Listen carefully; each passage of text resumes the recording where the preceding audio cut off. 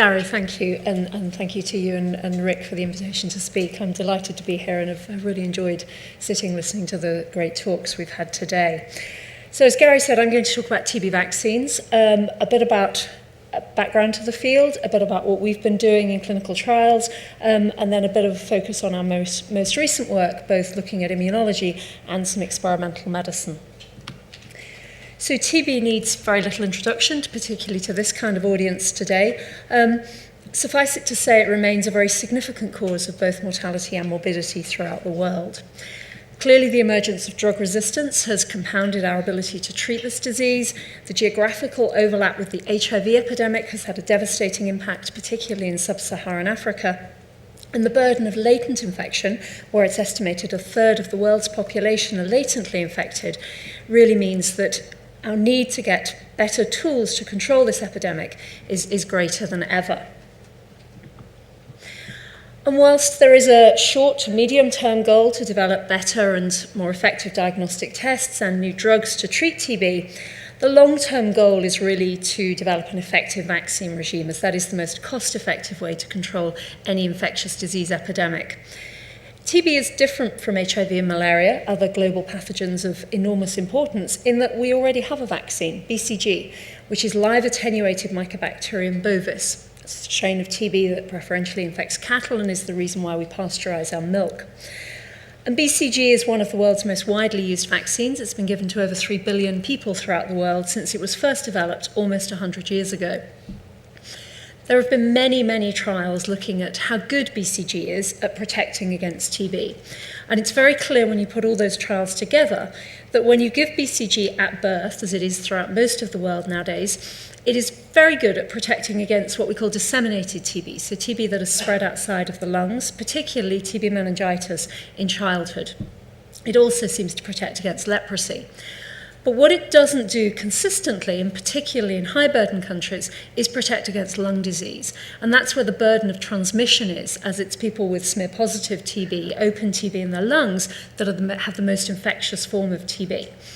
And we know from a very good study done by Laura Rodrigues at the London School in over 200,000 Brazilian school children that giving BCG again doesn't make it any better. So if you give BCG at birth and then boost in adolescence, you see no improved protection over that single immunization at birth. So we need to think of something different to do.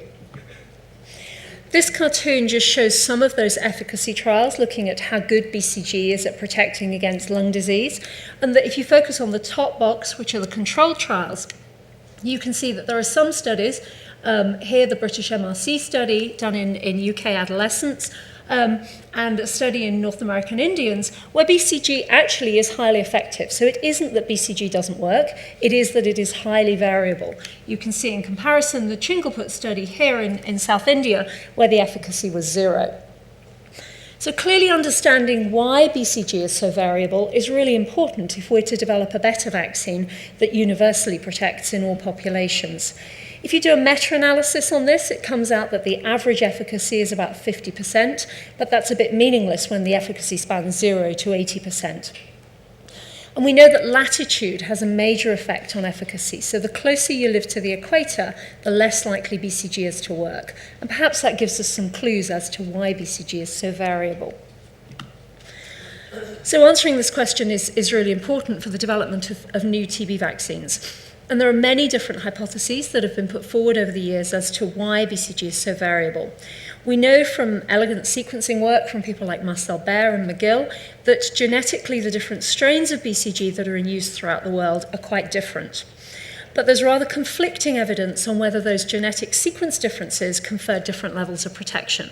There's some animal data to suggest that they do, and there's also some animal data to suggest that they don't. And we know that the same strain of BCG has worked in some populations and not others. So that is not a sufficient explanation on its own. We know that nutrition is important. No vaccine will work in a profoundly malnourished population, but many of the areas of the world where TB is most endemic are not necessarily the most malnourished. So again, that explanation is not sufficient. And one of the explanations that is really best supported by the data available to date is that exposure to environmental mycobacteria, so pathogens from the same family as TB but do not cause disease unless you're profoundly immunosuppressed, interfere in some way with the efficacy of BCG, either by masking. So that idea there is that the exposure to environmental mycobacteria gives you some antimycobacterial immunity, and BCG cannot boost that, or by blocking, which is a more active hypothesis, whereby we know that BCG has to replicate in order to work. If you kill BCG and give it to animals, it doesn't work. It's a live attenuated vaccine. And if you have pre-existing antimycobacterial immunity induced by environmental mycobacteria, then that may inhibit BCG replication and therefore BCG take, essentially. And clearly those two hypotheses could work together. Oh, sorry. Back. Okay, so how do we put all that together and try to develop a new TB vaccine? Well, because of the protective efficacy that BCG confers in the first 10 years of life against disseminated disease, really all the development strategies are including BCG or another mycobacterial priming agent in some shape or form in their regimen. And we know that TB as an intracellular pathogen is very dependent on cell-mediated immunity for protection. So we know clearly from HIV-infected people, as your CD4 count declines, your risk of getting TB goes up. I think scholars argue as to the importance of humoral immunity and protective immunity against TB.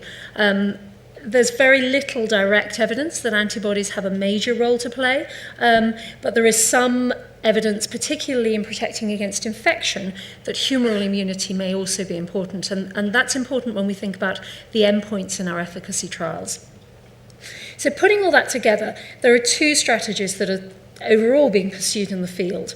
Either you take BCG as it is, as a well-established part of the expanded program on immunization given at birth, and you develop a subunit booster vaccine to be given at a later point in time, either later in infancy or perhaps in adolescence when we know the effects of BCG can wane. And there are two different ways in which you can do this, either with a protein adjuvant, picking various immunodominant antigens from TB, or using a viral vector, essentially as an endogenous adjuvant to stimulate the immune response. The alternative approach is to say, well, let's not start with BCG as it is because we could make that better. So either to genetically engineer an improved strain of BCG, or actually there are some schools of thought that are saying, well, actually BCG is the wrong starting organism because that's bovis and it's primarily human TB we're focusing on. So let's develop an attenuated strain of TB. And the first attenuated strain of TB has just finished a phase 1 study in Lausanne in Switzerland. So from the theory to the reality, this vaccine pipeline, courtesy of Anne Ginsberg at ERAS, shows you the different vaccines that are currently in clinical testing in TB. And to put this in context, if I'd put this slide up 12 years ago, it would have been a blank slide. 12 years ago, there were no new TB vaccines in clinical trials, and that compares with about 50 candidates for HIV and about the same number for malaria. So I think that really illustrates the decades of neglect that this disease has had, and really why it's so important that we maintain the momentum we now have in this field. So there are a variety of different candidates here. MVA-85A is one of the vaccines we've developed in my lab in Oxford, and I'll talk about that in a minute. M72 is the GSK candidate. This is a protein adjuvant combination. M72 is a fusion protein given with their proprietary adjuvant AS01E, which is the same adjuvant they're using for RTSS, their malaria vaccine candidate. You can see here, this is another viral vector. VPM1002 is a recombinant strain of BCG expressing Listeria lysine. And the idea here is that this vaccine, by the Listeria lysine increasing acidification of the phagosome, increases endosomal escape of antigen, therefore greater access to the class 1 processing pathway. And therefore the aim, at least of that vaccine, is to develop a stronger CD8 Tcell mediated immune response. MTBVAC here is the attenuated strain of TB that's just completed a phase 1 study. So the details are not important, but really just to give you a sense that there is now an enormous amount of activity in this field, which it's critical that we maintain. So MVA-85A is one of the first vaccines we developed in my lab in Oxford. This is a recombinant viral vector, and it's designed to boost the effects of BCG. So the virus is MVA, which is an attenuated strain of vaccinia, the smallpox vaccine, and then we've cloned in antigen 85A, which is a very immunodominant antigen present in all mycobacterial species. And the aim, as I've said, is to boost the effects of BCG. There are 4 different animal models we use for preclinical evaluation of TB vaccines: mice, guinea pigs, non-human primates, and cattle, which, of course, as Gary said, are not only an animal model, they are, in fact, a target species in their own right. And we had data from all 4 of these animal models to show that MVA-85A could improve BCG-induced protection in these animal models against a variety of endpoints, including pathology, survival, and CFU count. Now, in some cases, the improvement in efficacy was modest, and we didn't see it all of the time in all of the models, and we'll come back to that when we think about improving the models. So moving on from those preclinical studies, we then started in 2002 a clinical program to test this vaccine in a variety of clinical trials. And this Gantt chart really just summarizes those trials. So this was the first new TB vaccine to go into clinical trials in 2002. We started in BCG-naive volunteers and then moved carefully through into BCG-vaccinated people, latently infected people, HIV-infected people, and most recently one of the studies we've done in Oxford that I'll talk about at the end is aerosol delivery of a TB vaccine. Once we had sufficient safety data from the UK studies, we started some studies in Africa, first in the Gambia, and then in 2005 we started a very big program of research in collaboration with some groups in South Africa that led into these efficacy trials that I'll talk about now. So the outcome measures in all of those trials, clearly primarily safety, particularly for the early studies, immunogenicity, so we take advantage of the blood that we can take from these early studies to do a whole battery of immune assays to really try and comprehensively characterize the immune response we're inducing with this vaccine, so then we can start to understand whether or not it protects, what it is we need to do better. And clearly in the latter trials, we've looked at efficacy. Does this vaccine actually stop people getting TB? Because at the end of the day, that is the most important outcome.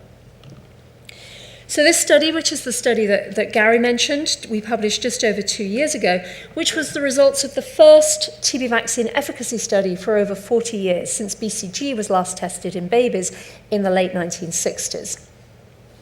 The study was done in collaboration with the South African TB Vaccine Initiative, who are based in Cape Town, and their main clinical trial site is here in Worcester, which is about 120 kilometres outside of Cape Town, and we had 2 satellite sites in Ceres and Robertson for enrolment. So the trial design in this study, we had 2,797 babies. They all received BCG within 7 days of birth. And then infants at 4 to 6 months of age were randomized to receive either MVA-85A or placebo as a single immunization. All the babies were followed up every 3 months, and any infant or child with any TB exposure, any household contact, any symptoms at all, was admitted to a dedicated case verification ward for detailed investigations to try and diagnose TB. Because in any study like this, you're always at the edges of your power, and it's absolutely essential that you get every single endpoint. Our trial was powered on TB disease to see 60% improvement over BCG alone with 90% power. That's an enormous bar. The WHO estimate that if we had a TB vaccine that was 40% better than BCG, we would have a huge impact if it was deployed in a catch-up campaign. But you can't do the study, it's just too big. We, in fact, had to extend our follow-up in order to get the target endpoint accrual for this study. We had disease as a primary efficacy endpoint, but we also looked at infection using quantiferon conversion. So all infants who were enrolled in this study were not latently infected at enrollment. So this is the consort diagram taken from the paper, and I show you this to show you one thing. So we had to consent the mothers of 4,754 babies to take part in this study, and we ended up enrolling 2,797. But of those 4,754, 281, that comes out at just under 6%, were already quantiferon positive. This means about 6% of 12-week-old babies in Worcester, which is a very rural area in the Western Cape, are already latently infected with TB. despite having had BCG within the first 7 days of birth. So I think that gives you, better than any other numbers, a sense of the enormous burden of disease in this population. So as Gary said, we did not see efficacy in this trial. So when we look at our endpoint 1, which was our most stringent endpoint, we saw 39 cases in the placebo arm, and we saw 32 cases in the MVA arm. That gives us a non-significant vaccine efficacy of 17%, with a confidence interval that spans 0. The same was true of the less stringent endpoints, and the same was true of infection. So there was no evidence of efficacy in this trial. Clearly an enormously disappointing result for us, but actually for the rest of the field as well. One of the possible explanations for that result is this immunogenicity. So when you look at the ELISpot responses, so these are antigen-specific T-cell responses to antigen 85A, the antigen in the vaccine, you can see that there's no response at all in the placebo group, and there's a very clear response in the vaccine group. So far, so good. But you can see the median response in those infants was about 136 spots per million.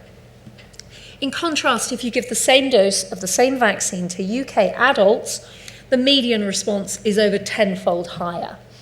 Now, we don't know whether, if we had got that response in those babies, we'd have seen protection or not, or whether what you actually need is something that is qualitatively different. We can't answer that question with the data that we have, but it is possible that if we'd had better immunogenicity, we might have seen better protection. And I think what this brings home to me is the importance of studies in the target population, particularly in terms of optimizing regime.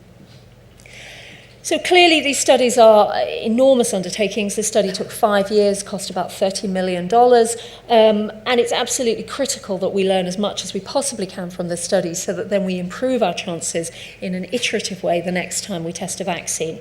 So what kind of things can we learn from this study? Well, why is the immunogenicity reduced when you go from UK adults to South African babies? And clearly there I've changed geography and age, and if you look at South African adults, their immunogenicity is intermediate, so there is an effect of geography and of age. And what about correlates? Well, I'll talk about those in a minute. How can we make the preclinical models more predictive? We did see some efficacy with this vaccine in those preclinical models. Well, the various things that are being discussed are looking at natural transmission models, because the current way we do our animal studies is to give an enormous single bolus of TB as a challenge agent, and that isn't physiological, that isn't the way people are exposed. Perhaps we should use clinical isolates in our TB challenge models rather than very well passaged laboratory strains, and perhaps we need to raise the bar. Perhaps we need to do better in these animal models before we take things into the clinic. We need to make some better vaccines, that is clear. And we need to iteratively try and improve and refine the criteria by which we select vaccines to put forward, particularly to efficacy testing. So in part as a result of this study, and in part as a result of refined thinking in the field, there has been a shift in focus from infant efficacy trials to adolescent efficacy trials, largely because infants don't develop SMIR-positive disease, so they are not responsible for the burden of transmission. Adolescents and young adults do develop SMIR-positive disease and are responsible for most of the global transmission of TB. So clearly, if you could develop a vaccine that impacted adolescents and adults, you might have a greater impact on transmission and therefore a more rapid impact on prevalence. And it's also true to say that many vaccine candidates are less immunogenic in infants. So it's not just our vaccine. Many of the other candidates being tested also look less immunogenic in infants than they do in adults. I think the major caveat with this is incidence. One of the reasons we did the infant study is because the incidence is highest in infants. So when you look at the incidence of disease in adolescents in the same population as we did that infant trial in, it's about 50%. So that immediately means your trial is at least twice as big, with obvious implications for cost and time. There is also a focus now on the prevention of infection rather than the prevention of disease. And the reason for that is fairly obvious, because you get many more endpoints. So if you think about our study, we had about 350 infection endpoints where we had 71 disease endpoints. And therefore, if you have more endpoints, you have a faster, therefore cheaper study. That's fine, but I think one of the big concerns that is unanswered at the moment is, will a vaccine that prevents disease necessarily prevent infection? Because if there are different immune pathways involved in preventing infection and disease, then you might throw out a vaccine that doesn't work against infection, which may or may not work against disease. We need more data on that. So correlates are really important. We collected PBMC and serum from every single baby that took part in that study. You can imagine what a logistic exercise that was. And we took 2 samples, one at baseline, which was day of boost, so at 4 to 6 months of age, so about 4 to 6 months after their BCG, and one 4 weeks later. We had 71 N.1 cases, and we took 3 controls for every case. Now, we didn't see protection, so these are not correlates of protection, but we do still have cases and controls, so we can look for correlates of risk. We can look at, is there something in the immune response in the cases that distinguishes them from the controls before they develop disease that allows us to refine the kind of immune response we're inducing with a new vaccine? So we ran in my lab, and remember this was on infants, you don't get much blood. This was on a single vial of PBMC, so absolutely critical. There's the choreography that went around running all of these assays on a single vial of PBMC was extraordinary. I had teams of lab people coming in, starting at 5 in the morning, thawing the cells to run this. We did transcriptional analysis using Illumina microarrays. We did function analyses using mycobacterial growth inhibition assays. We looked at cell surface phenotyping. We did interferon gamma ELISpots. And we've also run antibodies on the serum samples. And just to show you the results of the preliminary analysis, and this is not yet published data, but actually data that we think is very important, what we have found here is that when you look in the cases and the controls, this is using cell surface phenotyping, not on antigen-specific cells, but on all CD4 positive T cells, you can see that CD4 positive T cells are higher in the controls than the cases. But when you look at activated CD4 T cells, they're higher in the cases than the controls. So activated CD4 T cells seem to associate with risk of disease. And it's almost significant when we look in CD8 T cells as well. The other thing we see is when we look at BCG-specific interferon gamma ELISpot responses, they are higher in the controls than the cases. Now, this is enormously encouraging because one of the consequences of our efficacy result is people are not sure whether T cells are going to be important in protection or not. Now, as an HIV physician, I'm very clear that T cells are essential for protection against TB. But this suggests that antigen-specific T cells are important in protection, and it may just be that the magnitude we got was not high enough. So I talked about activated CD4 T cells, one of the immediate questions. And I think this was illustrated very nicely earlier by the talk on different pathogens and co-infections in mice, is what's causing that co-infection, or what's causing that T cell activation. And one of the things that we think might be causing it is CMV disease. So as part of our controls in our ELISpot assays, we run the FEC peptide, flu EBV CMV peptides. And to our complete surprise, we were not expecting this, in these babies in South Africa, we're seeing in about a third of the babies very strong CMV responses. These are circulating effector T cells to CMV-specific antigens. That must indicate CMV infection, and it may be that that is contributing to some of that T cell activation. So one of the other things we've been doing and interested in doing for a while in my lab is looking at, can we understand the innate immune response after vaccination and how that predicts the subsequent adaptive immune response? Because maybe that gives us another tool which we can manipulate. So Magali Matsumiya, who was one of my PhD students, did this, and she did unstimulated microarrays on samples taken at day 0, so day of vaccination, day 2, and day 7 after vaccination in UK adults. And you can see here on these heat maps, she sees a very clear induction of a number of innate processing pathways 2 days after vaccination, which by day 7 are back to baseline. When she teased that out in more detail, she found several things. Firstly, that levels of TLR1, toll-like receptor 1 expression on the day of vaccination correlates with immunogenicity. So here you can see TLR1 mRNA, and here is immunogenicity. This is in one of our trials, a clear correlation, which was then validated in a second trial. And this is looking at cell surface expression, higher cell surface expression in the higher responders than in the lower responders. She also found that when we look at the low responders, and actually as a vaccinologist we're always concerned about the low responders and what we can do to make them high responders, that there was a difference in their regulatory T-cell response. So the high responders do not change in their level of regulatory T-cells after vaccination, but the low responders get a significant upregulation of their regulatory T-cells. Quite how we deal with that, I don't know, but that gives us some clue as to what we need to do to make everyone a higher responder. One of the important things that has come out of our efficacy trials is differences between UK and African populations in immunogenicity. So Magali then went on to look at the same analysis, day 1 to 2 after vaccination, in our South African babies. And she compared the genes that were up or down regulated day 1 to 2 after vaccination in the UK adults versus the African babies. The genes in bold are the genes that are up or down regulated to a similar degree in both populations, and the ones that are not in bold are different. So you can see that whilst there are many genes in common, there are also a significant number of genes that are different between those populations. And again, I think this brings home the point that we need to be doing more studies in the target population, because the studies in Oxford or the UK or Europe may not reflect what happens in the developing world. So, okay, moving on to the next bit, one of the focuses of my lab ever since that result is really to try and work out how we can do better. How can we make these vaccines better? And briefly, the 3 things we're focusing on are looking at new routes of immunization, we're looking at prime boost combinations with different viral vectors, and we're looking at new antigens. So just to illustrate some of that a little, firstly, an inhaled TB vaccine.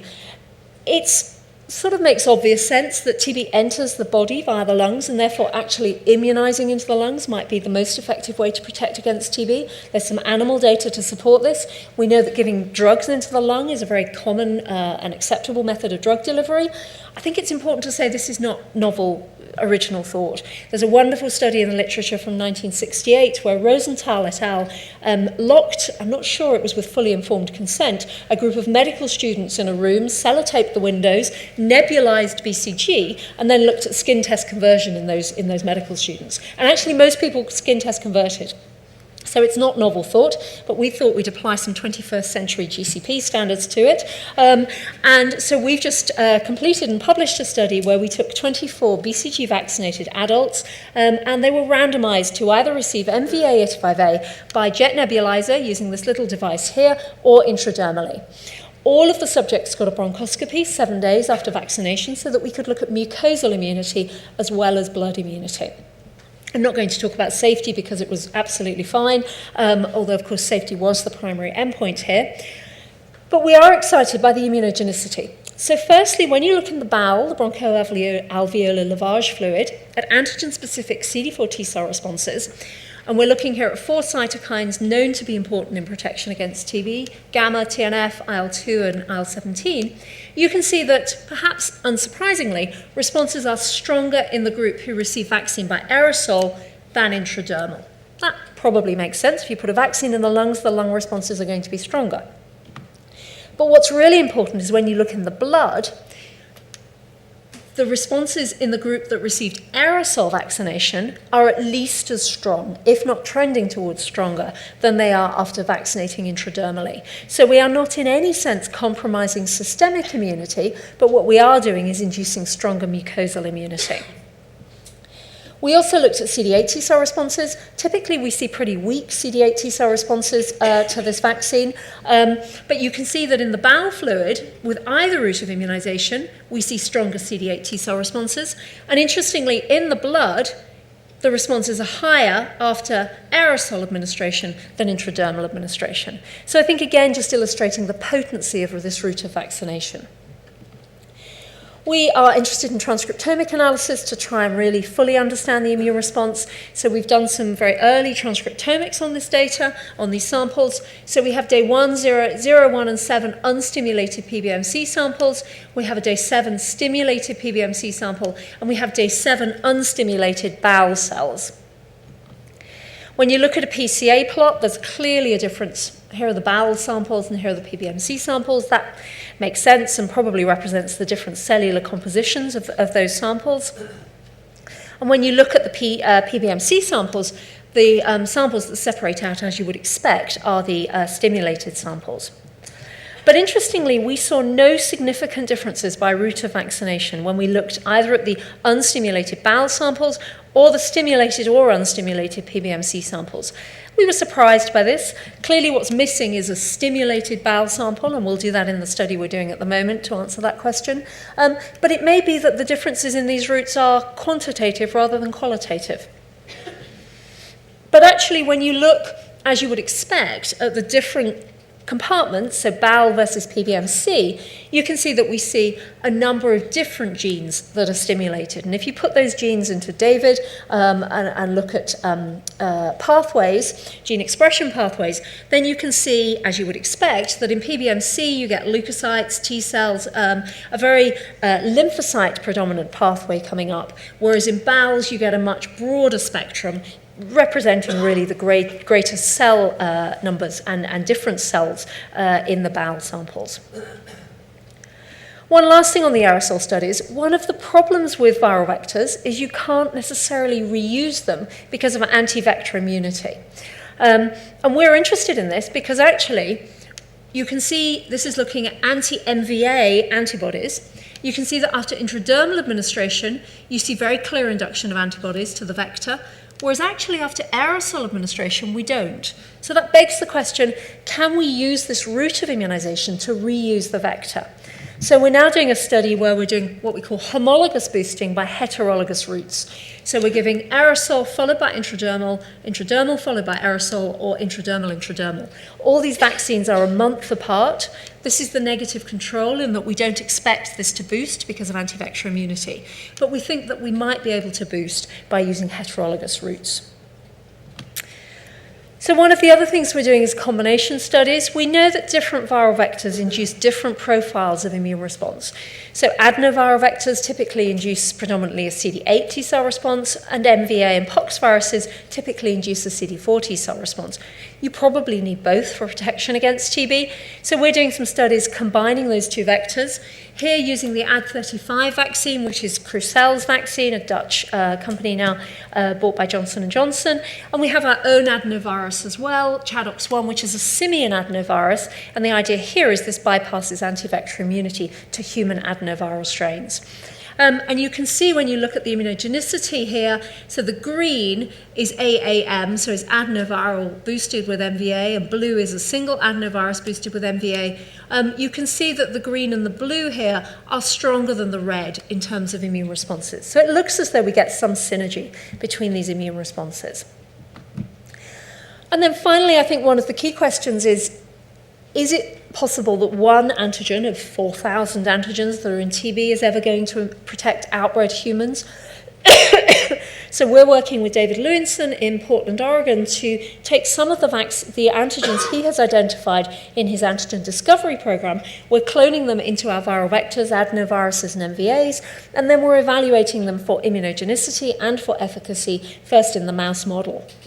And just, again, rather hot off the press, you can see, so when we give a single adenoviral vector, no BCG prime, to mice expressing 4 antigens from David's list, you can see that one antigen particularly, this one here, PPE15, gives very significant protection compared with the naive group. It's not as good as BCG, but it does do something, and the hope is that with in species where BCG is less good, you might get synergy between those efficacies.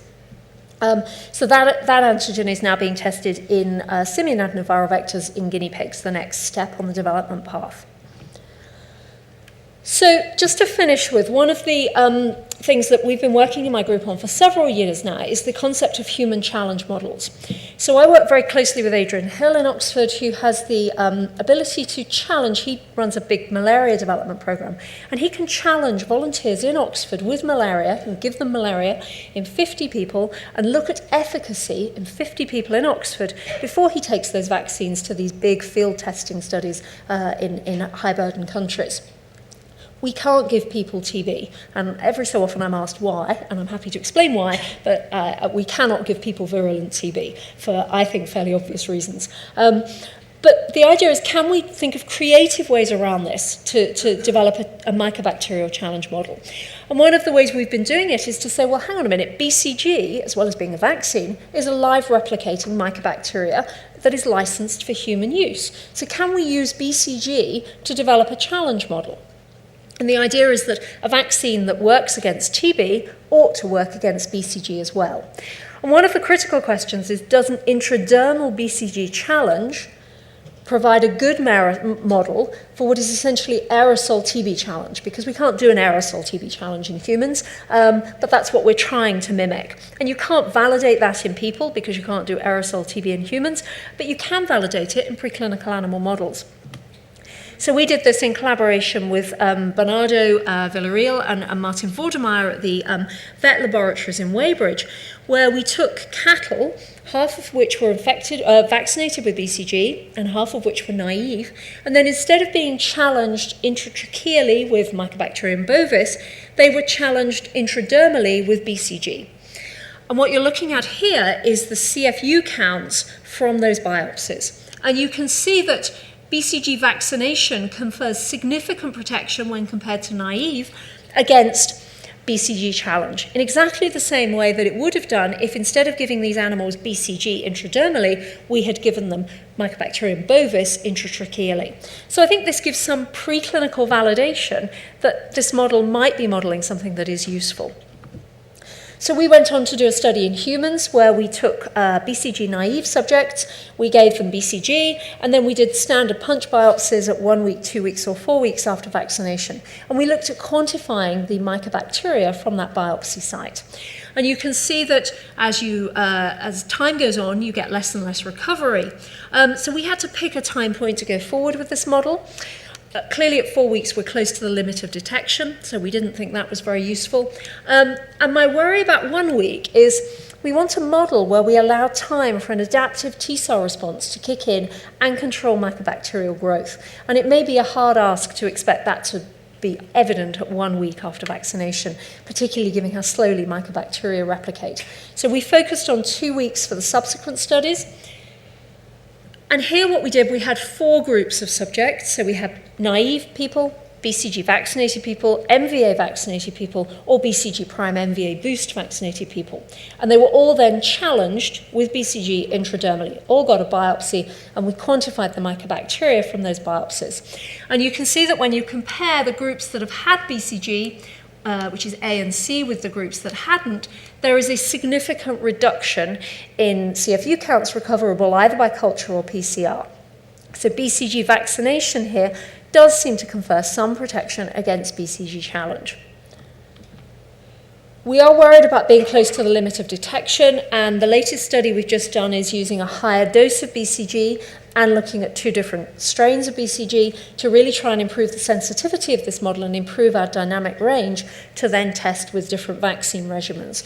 And you can see that when we give high-dose SSI or TICE strain BCG, you see greater levels of recovery as you'd expect than if you give low-dose. So we will take the high-dose strain forward for the subsequent model.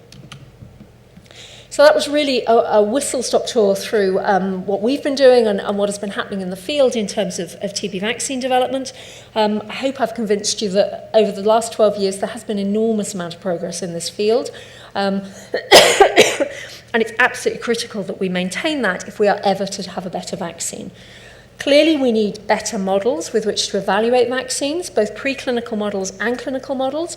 We must use every opportunity to identify potential correlates because really that's the holy grail. If we had an immune correlate of protection, it would make such a difference to vaccine development. We need to take human efficacy data as it emerges to refine and review the models that we're using so we can iteratively move towards getting better models and ultimately an effective vaccine. We need to work hard to make some better vaccines, and I'm afraid my bottom line at the moment is there is no substitute for human efficacy testing, despite the fact that it is very expensive and involves a huge amount of time. So clearly the work I've presented is the work of an enormous number of people, my group in Oxford, both past and present, Helen Fletcher, one of my very senior postdocs who now has an independent position at the London School, Henry Betterson, who's done all the bronchoscopies for us in the aerosol studies, and the many collaborations I have throughout the world on both the preclinical and the clinical side, without whom none of these studies would be possible, and our funders. Thank you.